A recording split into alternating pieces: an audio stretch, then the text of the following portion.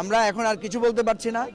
আমরা গুলি বের করা হয়েছে, মস্তিষ্কের কিছু অংশ ক্ষতিগ্রস্ত হয়েছে। এটা খুবই ক্রিটিক্যাল অবস্থা।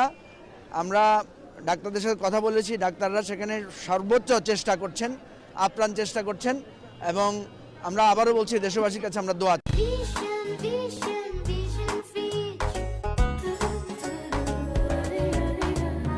ব্রেইনের একটা অংশ ক্ষতিগ্রস্ত হয়েছে এবং সে যখন কাত হয়ে পড়েছে তার বুকের এখানেও জমাট রক্ত বেঁধে গেছে।